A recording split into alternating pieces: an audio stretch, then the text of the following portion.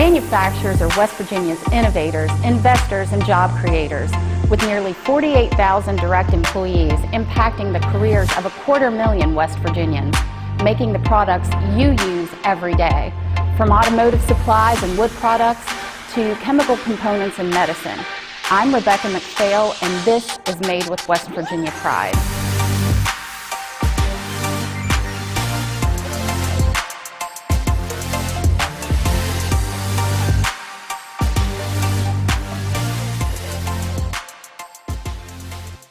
Today we travel north to learn more about what's made with West Virginia pride at the Ziegenfelder Company.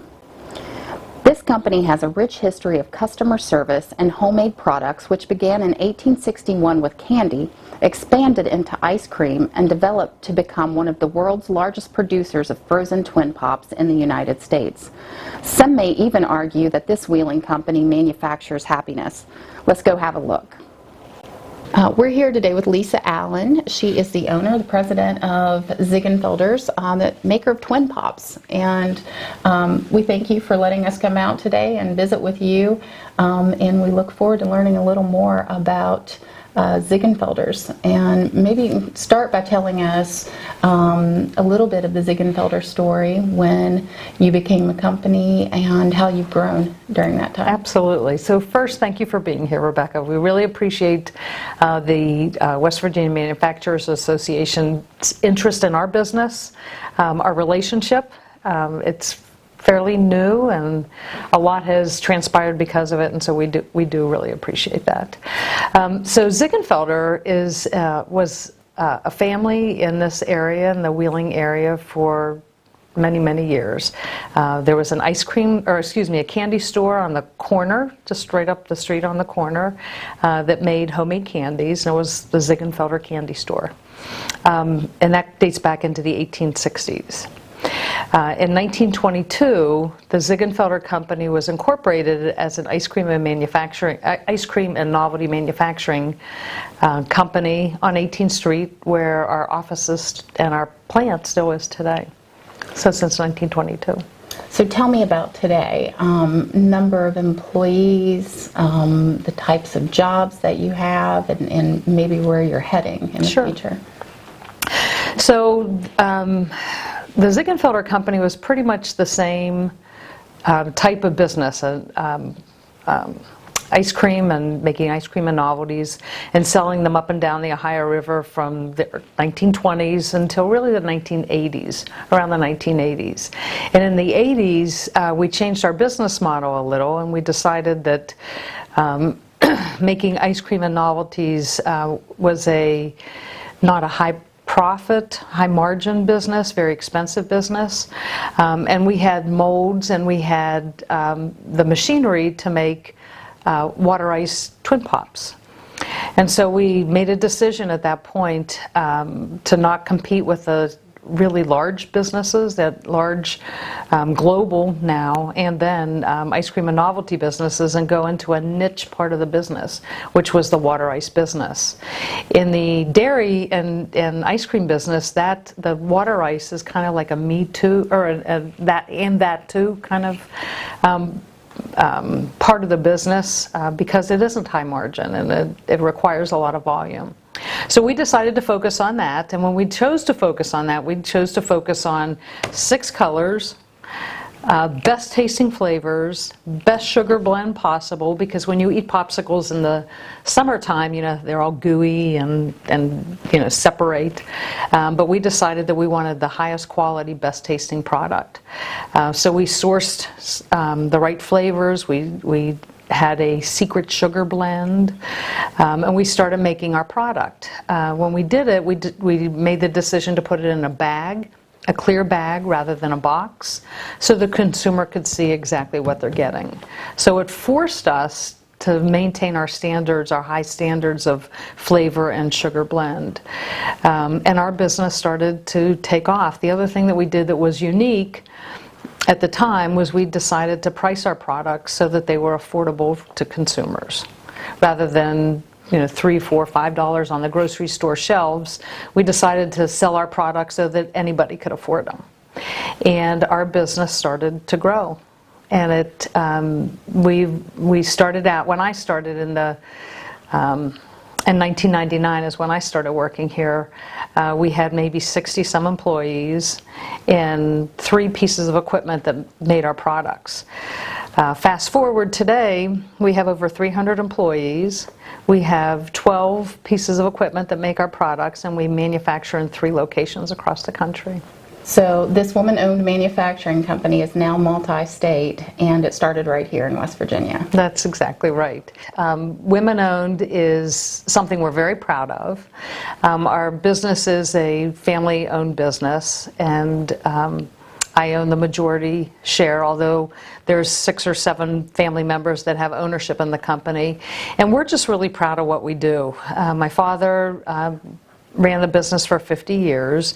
He taught us all great values, and he taught us to take care of others and to do the right thing and to make good decisions and to always be honest. And so this women-owned business is really run based on the values that we have. If being a women's owned business is inspirational to others, we capitalize on that, absolutely. We love being mentors. We have a lot of really wonderful people in inside our company, both men and women, who consider themselves mentors for others. So you talk about the kind of folks that you employ here, and we've heard you speak before at some WVMA events about working at Ziegenfelders and the Ziggy team. Talk about what that means to you and some of the ways that you're approaching some of the societal issues that we have today with regard to workforce and the struggles that we see regionally related to opioids and other issues. Well, thank you for asking that question, because it is a real passion of mine and ours. I think it's become pervasive across our company. Unemployment numbers are the lowest that they've ever been, yet there are so many people that aren't even accounted for in those unemployment numbers. And in West Virginia, we all know that it's, I don't like the word epidemic, but the statistics are astounding. And I've spoken nationally a couple of different times, and I keep hearing how staggering the statistics are, and we felt that's factual, but to us, each person is an individual, and how can we impact different people in their lives? We realized that some of our tribe members here, this was probably 3 or 4 years ago, we realized that they did in fact have a background. They came from the halfway house. Drug addiction was becoming more pervasive, not just in the workplace, but outside of the workplace. And so we felt that it was more important to become intentional in our hiring practices, recognizing what really exists, making it a strategy of ours. And we realized that it also became a competitive advantage. Because when you talk to other employers about employing people with backgrounds, it makes them nervous, and understandably so. Yet we realize that there's people out there that are intelligent, that are hard driving, that are charismatic, that want to learn, want to grow, but have made bad decisions, that have made bad choices, and may have. Obviously, many of them have paid their time, have landed themselves in bad situations, but that doesn't make them bad people. So we felt that if we could find the people who could commit, if we could source individuals who have skills, and nobody else wants to give them a chance, we'll take them. Excellent. So it's being a good corporate neighbor, a good corporate partner, and really being part of the community. And I know that is another important value of Ziegenfelders, is to be part of the bigger community, which I think is kind of a common thread among a lot of manufacturers. When you drive through West Virginia towns and you see different companies, you start to realize that they're not just companies, they're part of the community, and in many ways they're the known commodity of some of these communities, a pillar. Talk about some of the things that you that your employees, some of the ways that you engage as a corporation in the Wheeling area or your other areas of operation? Sure. Well, thanks for asking that. If you think about it, manufacturing organizations, we hire families, we hire moms, we hire dads, we hire grandparents, we hire brothers, sisters. Manufacturing in West Virginia is our heritage, really, whether it's the coal industry, the steel industry, food industry. And so we are the pillars and the cornerstones of communities. We have generations of families that work for us. Aside from my family, we have generations of families, and we're very proud of that. And so our reach into the community is important. There aren't a whole lot of manufacturing, especially food manufacturing companies in this area any longer. And so we feel an obligation to reach out into the community in a lot of different ways. We supply products to just about anybody who asks for them. We deliver our products to the high school, middle school football teams and basketball teams and baseball teams and Girl Scouts and all kinds of organizations and churches and community events, so that we can share our products, and we give them away because we feel like that's our opportunity and our obligation. We participate in job fairs all around the community. We sit on boards of other organizations, whether they're for-profit, or not-for-profit organizations, because we feel like the values that we believe here at Ziegenfelder we can share with others. And I'm really proud of the fact also that the more we talk about what we do here, the more people come up to me everywhere from business meetings to the grocery store to the playground and say, what you're doing is really great, we're really proud of you. And then they start to do the same thing. There's other businesses that are working with the Department of Corrections like we are. There's other businesses that are taking risks with individuals. And if we can be a leader in that, we're really proud. So one last question before we wrap up today, and it might be the most difficult one, I'm not sure. Tell me something, a fun fact about Ziegenfelders, or something that I haven't asked you that everybody should know about the company. Well, our mission is that we make people smile with really cool treats. And I would say, here's something fun.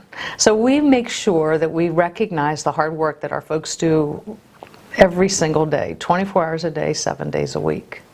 And we do that with employee appreciation picnics and parties and events. In fact, we have one here in Wheeling tomorrow.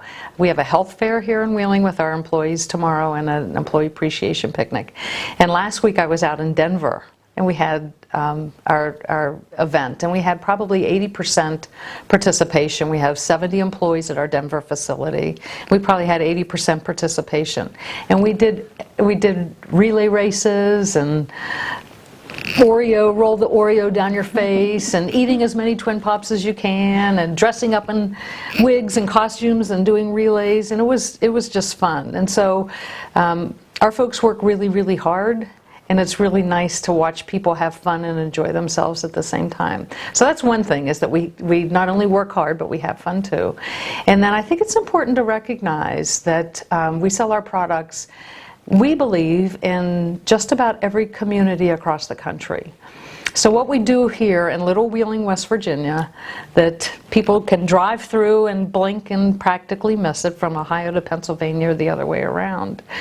We make enough Twin Pops to supply retail grocery stores in just about every community across the country that we're really proud of. Well, Lisa, thank you for taking the time with us today and letting us be a part of the Ziegenfelder family for a few minutes this afternoon. Absolutely. So you're welcome. Thank you, Rebecca. From the highways and the back roads, over the mountains and in the valleys, there is something made with West Virginia pride around every corner.